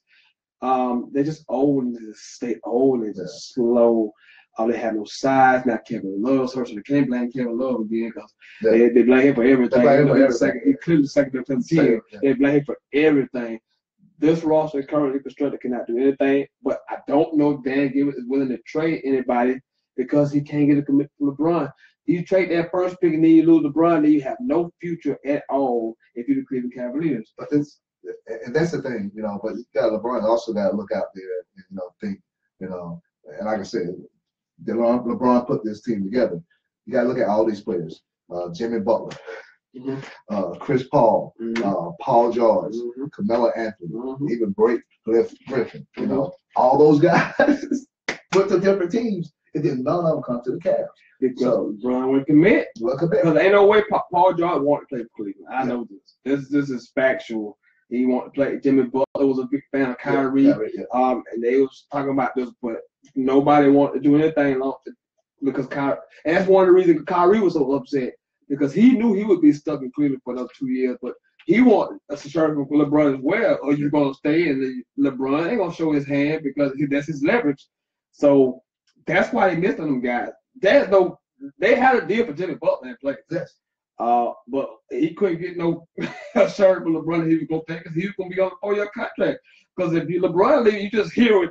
Kyrie, no, this not Kyrie, but it's just you and Jimmy Butler. You're not winning a championship with that.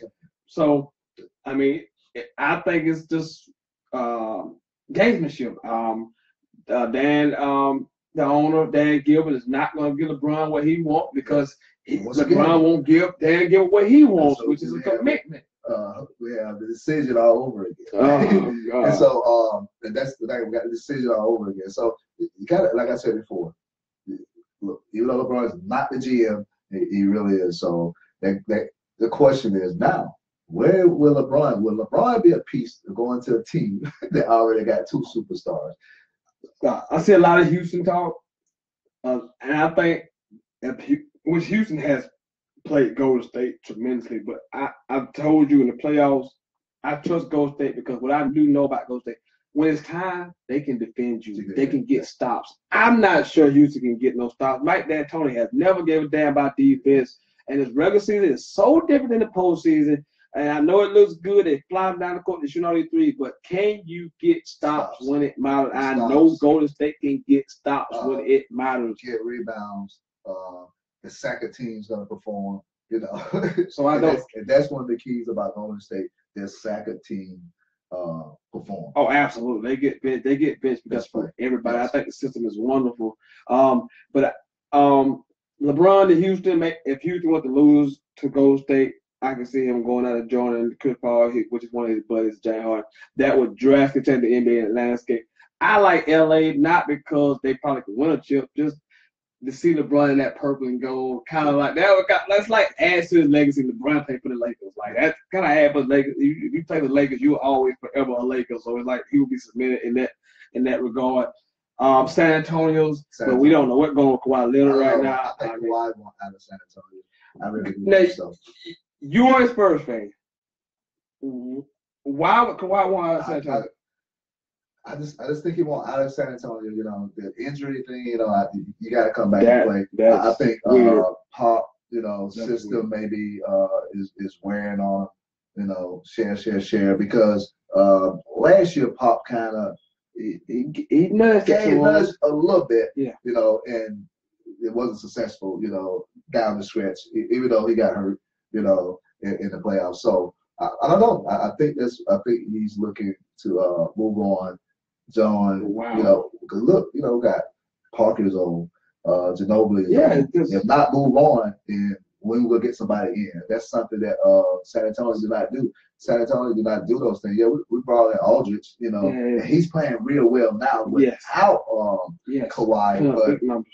Put up big numbers. But with Kawhi, he's got to demand the ball. He doesn't play the second fiddle well, and I think that upset him last year because he was coming to be the guy, and then Kawhi all of a sudden sense. So I'm just shocked that you would say Kawhi wants out. I just think the injury, the injury. That's the way. I mean, haven't played in that many games, but I think that's it. But I think with the way that the NBA is now, hey, get me 2 great guys. you know, that's something that San Antonio, you know, do not do. San Antonio is not going to bring in, you know, like make a super team. You know what I'm saying? From bringing them in from free agency and stuff. You know, they have put teams together. But you know, you gotta look at it, man. You know, Parker is about gone. Ginobili is still gone. You know, so and they got some young guys coming. That's some young guys, but are they? But if you put superstars? him out there, with now you're not being Golden State. But you're a top 3 seed. You got Kawhi. Are you a top 3 seed? No. Yeah, but look what OKC have done. Look what Houston is doing. You know, even Minnesota. So you think you've gone that far? I mean, if he feels that way, then I totally understand. You know what Pop being, you know, the head coach, you know, it can go either way because, you know, he'll do a really good coaching job for it. And it really doesn't matter, you know, where they fall into the seed wise. You know, he's gonna have to prepare to play whether it's 4 games on the road or not. But I just really think that's the way it is going. I dig a little bit deeper, check some more things out, you know, on their site. But I think that's where why he's not playing. Interesting, because the team says he's healthy. Their facility says he's okay to go whenever he wants to play, but he's seeking out other opinions. So this is one of the weirdest stories. And you know, Kawhi's weird. He's still wearing cornrows, which has been out of style for at least 15 years now. But he's still rocking them. So it's a weird guy, but it's interesting to hear from a Spurs fan because it's been a weird story. But again, if you're not winning, competing for those championships, because those upper echelon teams, it's clearly defined. Warriors, you know, below Houston, a little tad bit below. You know, they don't beat Warriors twice head out of 3 games. The Thunder coming, Minnesota's really good. So. I mean, I don't know. So it'll just be interesting to see how that. Like I said, we'll get more into basketball because we're about to pick up a little bit more. All-Star break's coming soon, so you know we're gonna hit it hard, and we'll kind of start focusing and honing in on these records and these teams. Get you caught up on all that good stuff. We're gonna stay a few more minutes, maybe get another phone call, hopefully. And then we're gonna get on out of here. I really want to hear from a Pacers fan. Hey, well. I don't know. You don't think it's gonna happen? I don't know. I don't know. I don't. If you were a Pacers fan in 1996, I don't know you. I don't know you. Those ones that been a fan in 2007, I don't claim them. I just don't. I don't. If you want a fan in 96, I don't claim you. 96. No, I mean, you know. You want a fan with Steve Rosen went up and lost to the Bears. In 85. Even 96, I would give you even 96. You know, I'll tell you my age. I know you show your age, 85, Super Bowl, the Bears, the Shepherd, they beat them 4-16 or whatever. Yeah. But these guys, these 2000 Patriots fans, they can't even talk to me. I almost ignore them. I almost don't even pay no attention. Even when, you know, Green Bay. That's what I'm saying. If you were that 96, I would ride with you. But when you jump on a team that wins, I have no respect for you whatsoever. Like these newfound Warriors fans, these newfound Cavaliers fans, who used to be Heat fans, who was Cleveland fan before the Heat fan, now they're Cleveland fan. I don't respect you at all. Zero respect at all. My fandom is deep. 25 plus years. Everybody I like is except Brooklyn. I ain't been that long, but everybody else you see, 25 years of fandom at least. All this Gilmore. Ice, man, that's what I'm talking about, man. Respect, man. I can't. I mean, that's why I said about earlier. I respect, you know, and most of the guys I talk to, I know they die or Eagles fan. I've seen them go through playoff losses. I've talked to these people in depth. Hey, that's what real fans are, man. You there when you lose it. And man, I ain't. It's back in the day when the Lakers and Boston was always playing for championships. Guess who was losing to the Lakers all the time? the Spurs and Trailblazers. Iceman couldn't get through. One of the greatest basketball players all the time. It happens. It happens. You run through that. You run through them dynasties, man. It happened. Patrick Ewing in the 90s. It ran to Michael Jordan. Charles Barkley in the 90s. Ran to Michael Jordan. It happens, man. But I just, hey, man. I'm a diehard sports fan right now. I wear it on my sleeve, and I just respect true sports fans. I have never respected people. Because there's nobody like the Americans team. Yeah, well, but you know, when you look, you're 9, you're 10, you're in principal, and you pick teams up. That's what you do as a 19-year-old. But when you make the conscious decision as a damn 20-year-old in your mid-20s to pick up a team who wins the championship right before you pick that team, I got no respect for that. I got no respect, zero respect for that. None at all. Even late, maybe 12, 13. But the cutoff age got to be like 16, 17. You can't pick a team when you're 16, 17. And you damn sure can't pick one when you're 20 to pick a winning team. Yeah, because I'm a big Spurs fan, so in the NBA, so yeah, I want to see the Spurs win a championship almost every year. But I like the style of play that the Warriors are playing. And I look at their team and say, okay, yeah, they got a real good team. But when they play my Spurs, right, I'm cheering for the Spurs. No, that's your team. I'm not knocking those fans. I'm not knocking those. I'm not knocking fans who really are fans, but you know the ones I'm talking about. Because these people ain't never watched a Warriors game back in the day. When they watch no Warriors, watch no Warriors game. Even when Barry Davis was running around, you didn't watch them. Now you all of a sudden you're a Warriors fan. Man, get out of here with that. You follow Barry Davis. If you was a Warriors fan, you'd be like, man, Barry Davis is one of the greatest. Injuries. Go watch his highlights. Hey man. Oh yeah, people be mad. We talking about basketball. We talk about SuperBowl for a whole hour, 15 minutes. Nobody called in, so we just switch gears a little bit. If you want to talk about the Eagles, man, call in 864-378-5943. 378-5943, and we'll take the call. I mean, we want to hear about football, but we just kind of switch gears a little bit. Hey, I'm here. Come on now, I'm here for the duration. I ain't going nowhere. Hey, long as you watching and you want to call in, comment, we will stay. Yeah, I'm not gonna do. We talk a whole hour about Eagles. That's all we talked about for a whole hour and 15 minutes. So it kind of died out. So we just kind of changed subjects. Like you said, let's jump on Patriots then. Yo, caller, what's your name? Where you calling from? We just kind of changed subjects. Like you said, let's jump on Patriots then. Hey, you gotta turn that sound down, broski. Yo, caller, what's your name? Where you calling from? We just kind of changed subjects. Hey, turn the sound down, bro. Hey, you gotta turn the sound down, bro. Hello? Hello? Yes, caller. Sentell. What's up? Is this Brunson Jenkins? You already know what it is. Hey, man, you a Philly fan? So I'm telling you, like I told all Philly fans tonight, hey, take much time as you want. It will be uninterrupted. Take the time to bask in the glow of being Super Bowl champions. The floor is yours.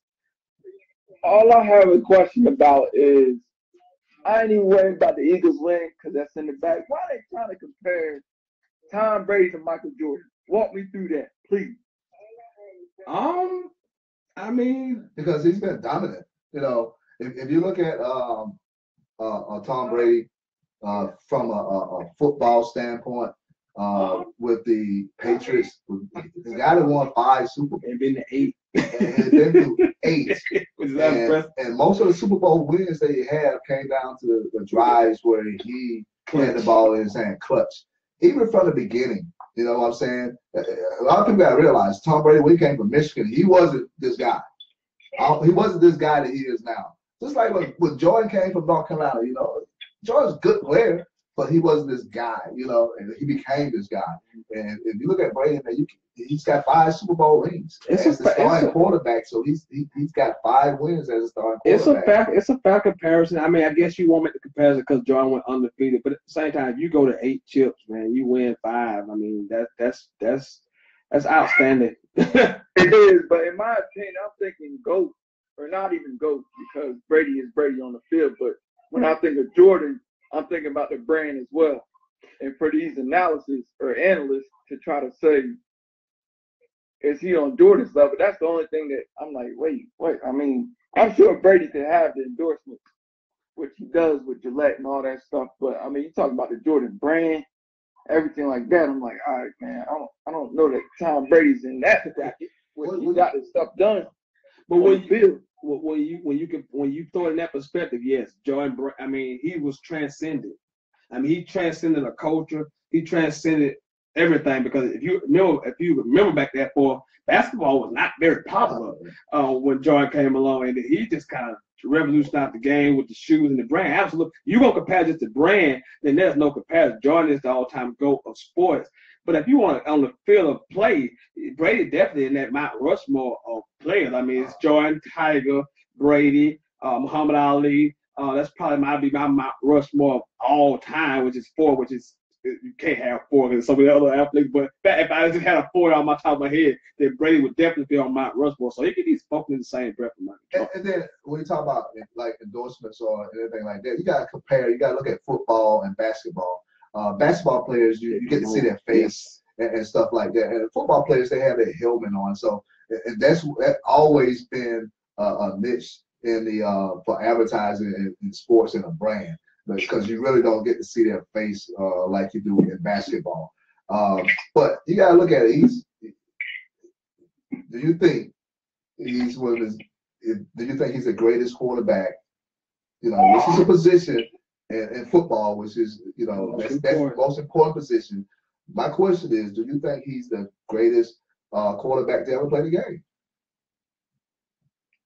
Oh yeah. I mean, you got to go. I'm about the hardware. I mean, I ain't the deepest sports fan, but I'm about the hardware, and I think he is.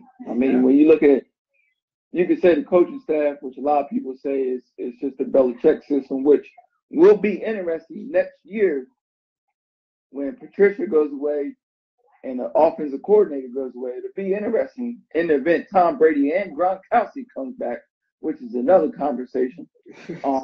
But I mean, in my opinion, from what I've seen in the time I've been living, yeah.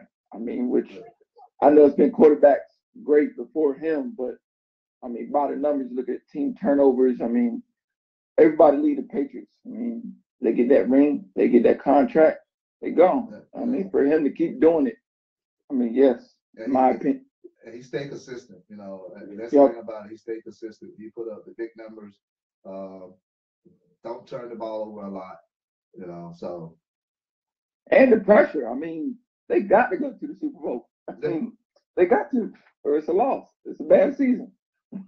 Yeah. I mean, you had. It's a fair question. I mean, we definitely not saying Brady is Jordan. Yes. From a standpoint of performing on the field, but to not say his name in the same breath. That you can say his name in the same breath, but I'm with you. I mean, you know, for our era, we know Michael Jordan is the GOAT. I mean, but we're factoring in everything because we wearing all the shoes, we wearing this, so we look at Jordan like this is cultural icon. So yeah, but on the field, I mean, you get the 8 in football. If you go to 8 championships in football, I mean, that's unbelievable. And then this is one thing also.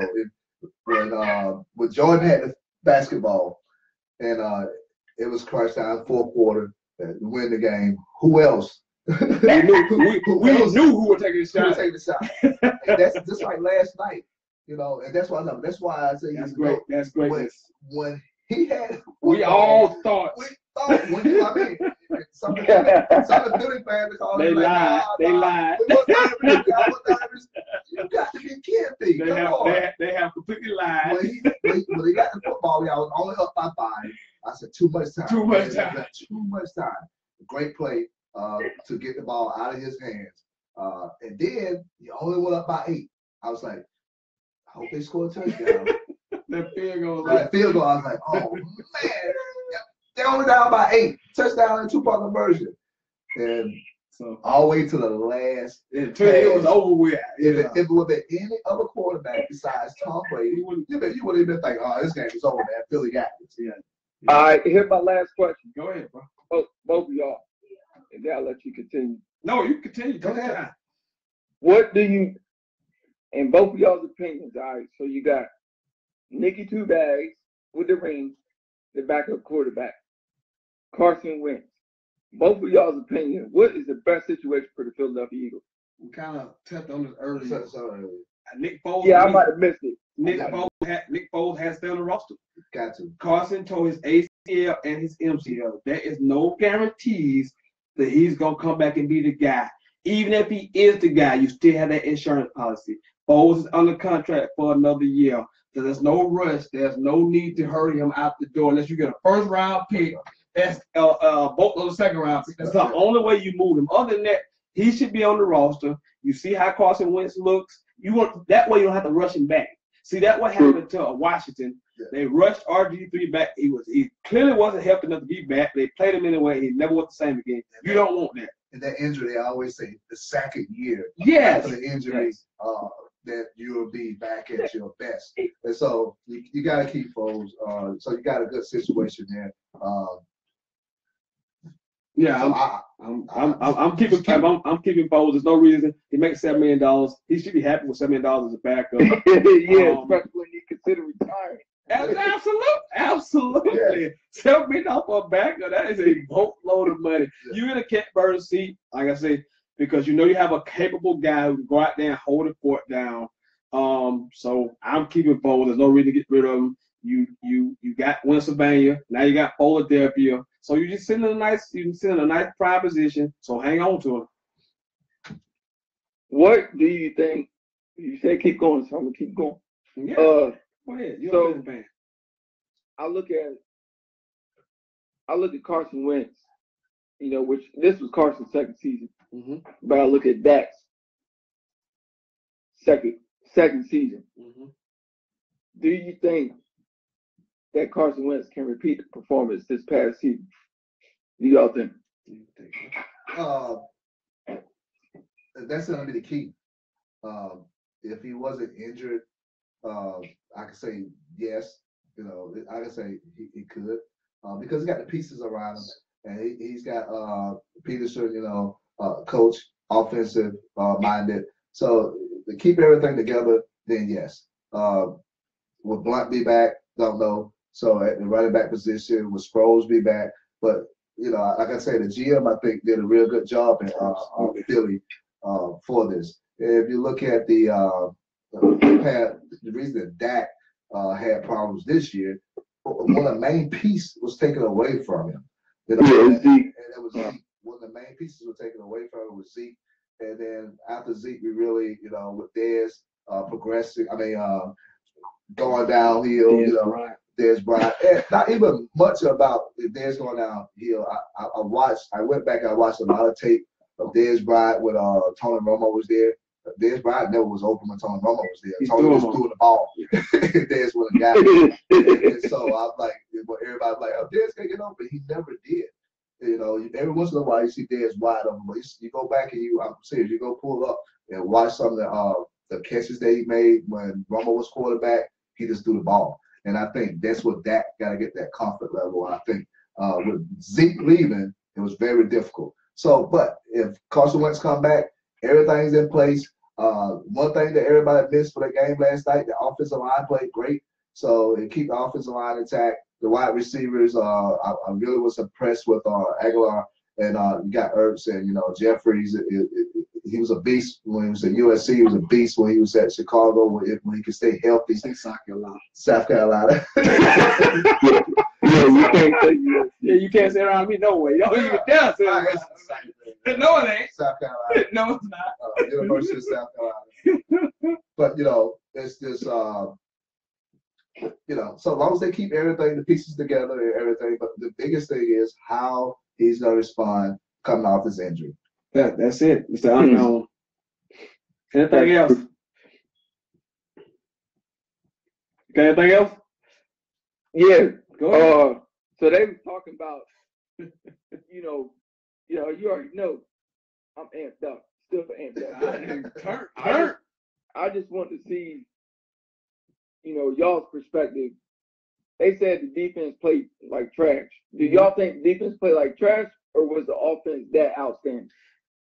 There were moments where defense was trash, but I thought for the most part it was offensive execution at the highest level. Because when you get great NFL quarterback play and great skill position people, they always gonna beat great defenses. Those are just the facts of the game. I thought that both offensive play callers were just ahead of the defenses.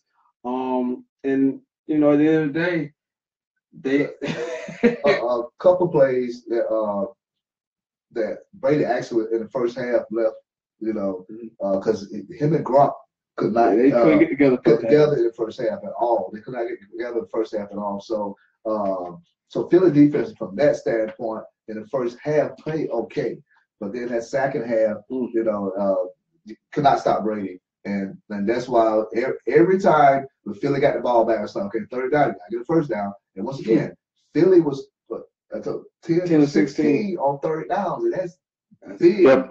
And then 2 of those third downs went to 4th down that y'all converted. So actually, you had, Yeah. you kept the drive alive.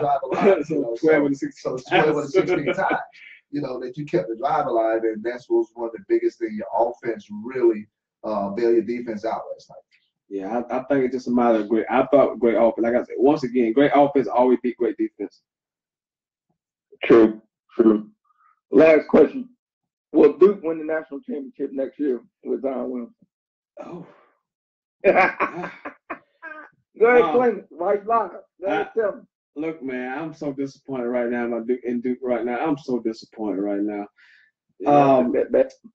I know we won a championship in 2015, but it's when you get these one and done, it is nice to have these big time star recruits, but what you can't build is a lot of chemistry and a lot of game experience and how to be a professional, quote unquote. Because we would get up for big games and then we'll lose to Boston College. We'll give them a big game and then we'll turn around and lose to damn St. John's this weekend. So next year, but you got the number 1, number 2, number 3, and the number 9 players. They got 4 of the top 10. Yep. Will you win it? I mean, with the NCAA tournament one and done, you never can say you'll win it. Will you compete? Absolutely. It will be the number 1 preseason team, number 1 in the country. Absolutely. But you know what? And I know it's gonna sound like blasphemy, but Coach K got to do a better job, man. He has not earned his money these last couple seasons. He has not earned his money. This team has the most talented in the country. This team should not be losing to St. John's on the road. This team should not be losing to Boston College. This team should not be losing to NC State.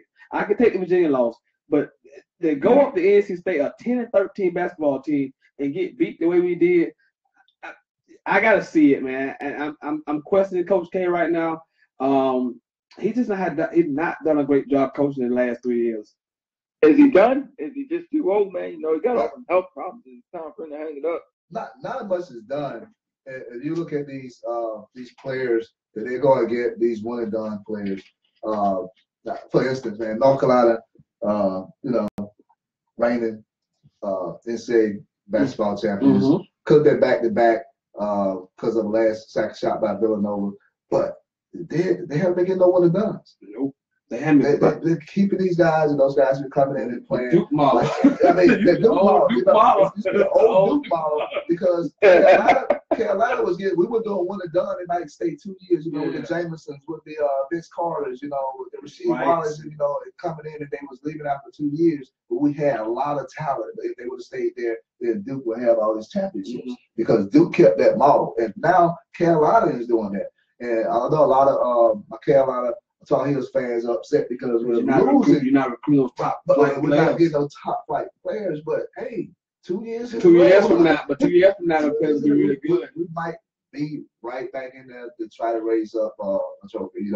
And Duke, Kentucky, the same thing. How many since they started getting the one and done? Both teams have one. We got the one 2015, but Kentucky got one. Kentucky got one with Anthony Davis and the crew. But that's it. I mean, it's no guaranteed model. I think you need to have some kind of upperclassman on your team to be one of your best players, up not just some kind of leader.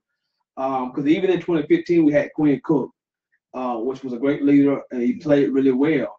Right. Yeah. But when you just got these babies out here, they don't know how to be professional like, and that you have to go about your business. And when you put that Duke uniform on, everybody is coming for you and gonna give you your best shot, and they don't get up. Now Wednesday night, they gonna be up. They gonna be up Wednesday night.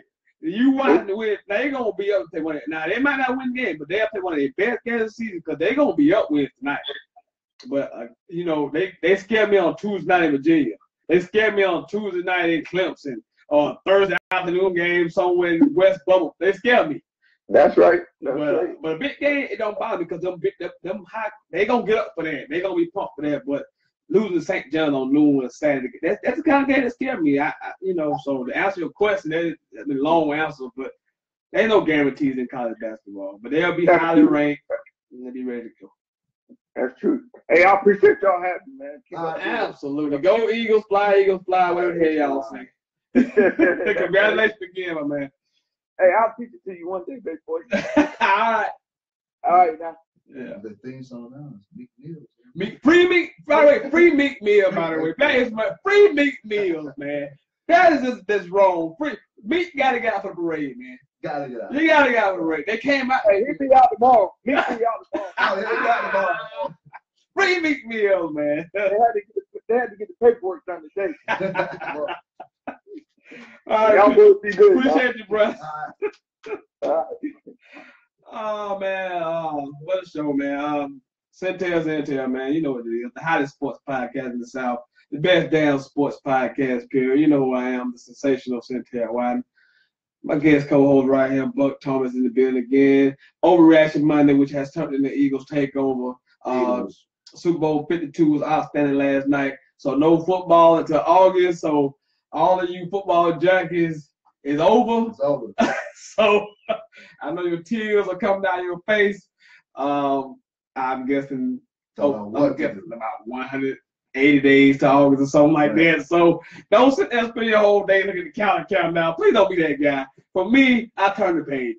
NBA, college, baseball coming up. So I got something to entertain me and keep me going. And I will be here each and every week, at least one day, to give it to you like no one else can give it to you.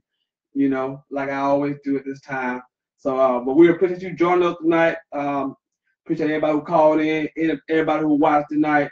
Appreciate my guest co-host again, dropping that knowledge, man. This is a bright man right here. This dude know what he's talking about, so I love having him on. So, any last word? I got to know what I'm talking about because I can't come and have a review. Not, man. Like I say, great Super Bowl, one of the best in a while. So, but just get amped up for NBA, keep calling in, and push this show. Sentell does a great job, and I'm glad that he brought me on. Always, man. So we will see you this Monday. I will see you next Thursday. So I'll be back again to next Thursday. Hopefully a lot of stuff going on in the NBA and college basketball. So, Wednesday, National Signing Day, college football. So tune in there. I know some of you college people will be tuned in right now. Georgia has the #1 class in the nation. So Wednesday, ESPN, National Signing Day, huge day. Hopefully my Gators can pull in a top 10 class. We need it. So next Thursday we'll talk about some of that. We'll start again talk about some of the NFL draft prospects as we move forward close to the draft and the NFL Combine. So things to look forward to. So I can't wait for the speech, the Hall of Fame speeches. I can't wait to hear T.O. Yeah, I can't wait. I can't wait. I am a little disappointed. T.O. He said he's not going into 49, so we shall see. Oh, yeah, of course. Cowboy, man. Come on. I don't know what that's about. But thank you for tuning in. Thank you for watching. This has been Sentell, Buck Thomas, me. So we will see you next time. I am out.